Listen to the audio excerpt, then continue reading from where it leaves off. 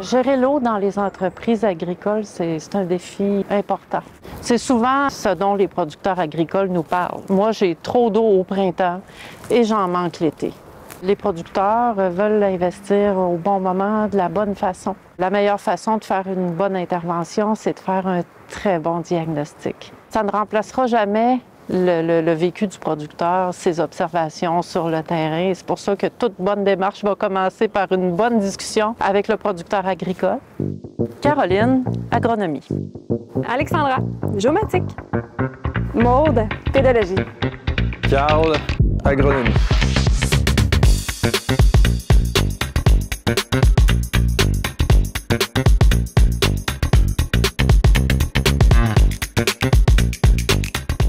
La ferme a d'abord appartenu à mon grand-père depuis environ 1930, qui lui l'a transféré à mes parents à la fin des années 60. Puis j'en suis devenu propriétaire ou copropriétaire plutôt avec ma conjointe Mélanie au début des années 2000. En 2018, on a décidé de faire une transition vers la production laitière biologique qui tient compte de la santé des sols. On a aussi notre fille qui vient tout juste là, de s'en venir à temps plein sur la ferme. On est rendu tout près de 460 acres en culture. On a un 150 acres prairies et pâturage. Et le restant est divisé pas mal également en fèves soya, maïs en silage et maïs grain, ainsi que des céréales à pâle.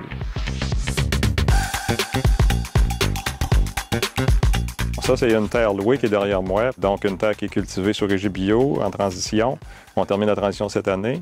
La superficie de la terre est d'environ 20 acres. C'est principalement le printemps et l'automne. Il y a vraiment là, un problème de nappe phréatique. C'est assez difficile à gérer. À l'été, c'est beaucoup mieux. C'est sûr qu'on aimerait avoir un diagnostic précis pour savoir qu'est-ce qu'on fait pour gérer l'eau. Il existe des outils avant de se rendre au champ qui peuvent nous aider à avoir une image globale. L'outil Sentinel Hub avec le portail YouBrowser sur lequel on peut accéder à plusieurs images publiques et gratuites. En fait, l'idéal, c'est de comparer des époques différentes, des saisons différentes. On observe des zones d'ombre qui correspondent année après année à des zones qui se tiennent plus humides.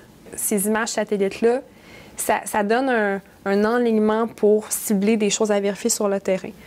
Une deuxième source d'information, ça pourrait être QGIS.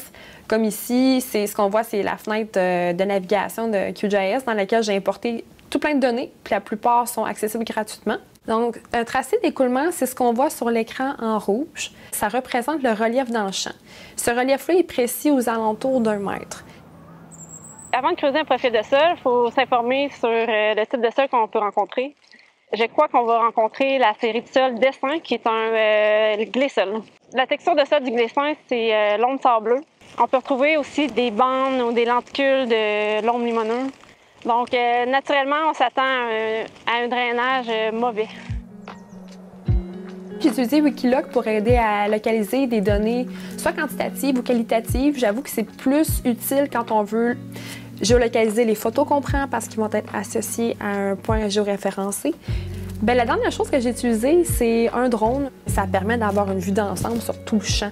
Quand on le marche, on ne se rend pas compte que finalement, les zones humides sont beaucoup plus grandes ou qu'il y a des petites zones qui sont localisées à certains endroits qu'on n'aperçoit pas nécessairement. Par rapport au réseau hydraulique, ce que je constate, c'est que la plupart des fossés sont fonctionnels, même s'il y en a beaucoup qui sont étroits et qui auraient besoin d'être réaménagés ou recreusés. Ce que je constate par rapport au drainage de surface, c'est qu'il y a des zones où l'eau s'accumule, mais ce n'est pas nécessairement associé à une stagnation de l'eau en surface. C'est plus associé à de l'eau souterraine. Les premières observations, j'ai les pieds dans l'eau. Qu'est-ce qu'on a comme texture ici? C'est un loam en surface avec un sable plus grossier en profondeur, avec quand même passablement de fragments. Puis notre structure est quand même assez belle aussi. C'est pas ça la problématique dans ce champ. C'est vraiment plus le niveau de l'eau. Comme là, aujourd'hui, la nappe à 40 cm. Puis ce qu'on observe dans le AP, l'horizon cultivé, amendé de matière organique, c'est la présence de marbrures et de couleurs un peu grisâtres. Ce qui nous indique que la nappe, elle va fluctuer jusqu'à la surface. Un petit peu plus loin ici, on a rencontré notre tille compact là, à environ 60 cm.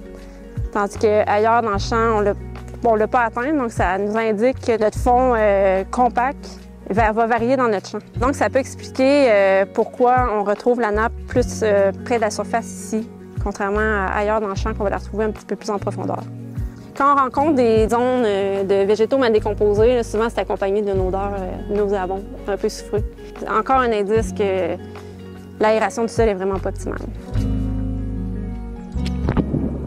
Ici, on est à peu près à 20 mètres du premier profil qu'on a creusé. Puis on voit le niveau de la nappe est déjà plus bas que notre premier profil, est à 55 cm environ. Puis notre profondeur au glé, donc notre zone de fluctuation de la nappe, se trouve à peu près 25 cm de profondeur aussi. Puis contrairement au premier profil, on n'observe pas de marbrure ou de couleur grisâtre dans notre horizon de surface. Donc ce qu'on observe, c'est une profondeur de nappe variable. Puis ce qu'on peut soupçonner aussi, c'est une profondeur de till ou de roc variable dans notre champ qui ne va pas nécessairement suivre la topographie qu'on est capable de voir à l'œil nu. La donnée que je voulais vous présenter, c'est la carte hydrographique. Ça, c'est des travaux qui ont été faits par le MAPAC avant les années 90. Quand j'ai visité le champ, j'ai remarqué que le cours d'eau ne passait plus à cet endroit-là. Le fait d'avoir remblayé une partie du fossé, ça peut expliquer une partie de pourquoi le drainage souterrain se fait moins bien. Les producteurs agricoles se questionnent de plus en plus sur l'impact des changements climatiques, sur les périodes de sécheresse, par exemple, auxquelles ils vont avoir à faire face, les périodes où on va avoir des accumulations d'eau plus importantes aux champs dues à des précipitations qui sont peut-être parfois un petit peu plus condensées. C'est pour cette raison-là que c'est important d'améliorer la résilience de nos sols, d'améliorer la capacité de rétention en eau de nos sols et de mettre en place aussi les mesures qui vont nous permettre de réduire les émissions de nutriments vers les eaux de surface par des couverts végétaux, notamment. Estimo, c'est un outil d'aide à la décision en gestion de l'eau, puis aussi donner une idée de la disponibilité en eau de surface puis souterraine. L'outil va aller interroger des données historiques de météo, donc on parle de précipitations, on parle de conditions météo, pour essayer en fait d'aller estimer ce besoin en eau-là. Quand on parle de besoin en eau, il n'évalue pas le besoin en eau de la culture, mais ce serait quoi son besoin en eau si cette culture-là est irriguée. On est capable aussi d'aller soumettre cette culture-là à un été qui, à notre souvenir, pluvieux, un été plus sec. Ici, on a plusieurs cultures, puis on a assurément en fait des cultures avec des degrés de vulnérabilité au déficit hydrique qui sont différents. Cet outil-là permet de comprendre et de peut-être chiffrer cette vulnérabilité-là, puis de dire, bon, ben oui, ce champ-là serait le plus adapté pour cette culture-là. En fait, ce qu'on s'aperçoit, c'est que la vulnérabilité au déficit hydrique dans ce champ-là, peu importe le scénario de production, bien, si on parle pas de surplus d'eau, mais de déficit hydrique, bien, cette vulnérabilité est assez faible. Bien, on a observé ici une problématique de drainage là, assez rapidement. On ne continuera pas à investir pour faire des céréales ici. On va plutôt mettre ça en prairie. Ça va être plus résilient. Pour l'instant, pas intéressé à investir non plus beaucoup d'argent dans le drainage puisque c'est une terre qui est louée. De l'eau souterraine avec des fossés, normalement, un fossé va quand même aider beaucoup à empêcher l'eau souterraine d'arriver là. C'est surtout ça. Je pense que ça serait la solution la plus économique, là, envisageable. Moi, la santé des sols, c'est important pour, je dirais, la durabilité de mon modèle. C'est beaucoup plus ça. Les marges, on pourrait aller chercher des bien meilleures marges si on ne ferait pas attention à nos sols. Mais on veut une pérennité dans notre modèle. On veut que la relève puisse vivre de ces terres-là, puis peut-être même les autres générations suivantes. Donc, pour moi, la santé des sols, ça a toujours été une priorité depuis des années. Puis c'est pour ça que j'en fais quand même là, une passion.